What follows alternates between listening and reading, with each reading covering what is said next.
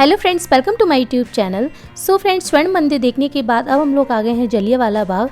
जलियांवाला बाग अमृतसर के स्वर्ण मंदिर के पास ही एक छोटा सा बगीचा है, जहां पर 13 अप्रैल 1919 को ब्रिगेडियर जनरल डायर के नेतृत्व में अंग्रेजी फौज ने गोलियां चला के निहत्थे शांत बूढ़ों, महिलाओं और बच्चों सहित सैकड़ों लोगों को मार डाला था और हजारों लोगों को घायल कर दिया था। यदि किसी एक घटना ने भारतीय स्वतंत्रता संग्राम पर सबसे अधिक प्रभाव डाला था तो वह घटना यह जघन्य हत्याकांड ही था। इसी घटना की याद में यहाँ पर स्मारक बनाया हुआ है।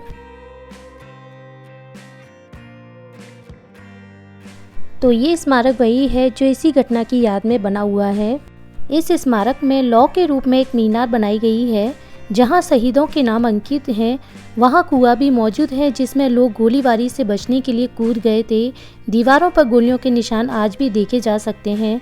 इस दुखद घटना के लिए स्मारक बनाने हेतु आम जनता से चंदा इकट्ठा करके इस जमीन के मालिकों से करीब 5,65,000 रुपये में इसे खरीदा गया था। सन 1997 में महारानी एलिजाबेथ ने इस स्मारक पर मृतकों को श्रद्धांजलि दी थी और सन 2013 में ब्रिटिश प्रधानमंत्री डेविड कैमरॉन भी इस स्मारक पर आए थे। विजिटर्स बुक में उन्होंने लिखा था कि ब्रिटिश इतिहास की यह एक शर्मनाक घटना थी।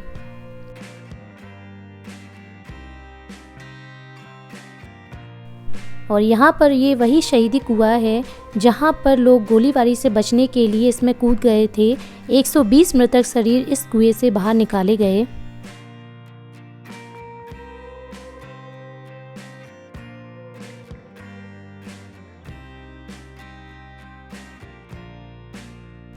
और इस दीवार का अपने एक ऐतिहासिक महत्व है, क्योंकि इस पर गोलियों के 36 चिन्ह हैं, जिन्हें जनरल डायर के आदेश से बिना कोई चेतावनी दिए उन लोगों पर चलाया गया था जो यहाँ पर रोलट एक्ट का विरोध करने के लिए इकट्ठा हुए थे।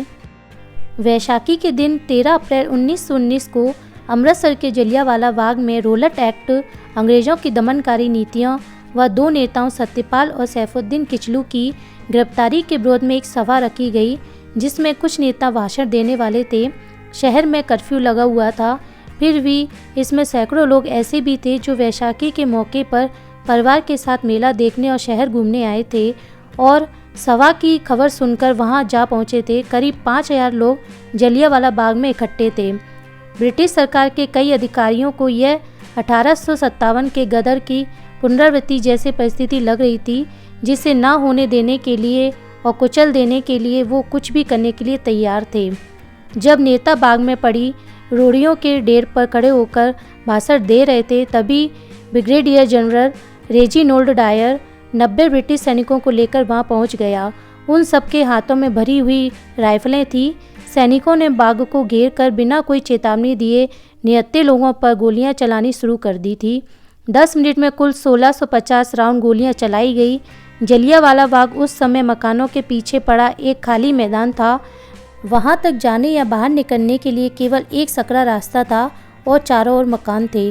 भागने का कोई रास्ता नहीं था।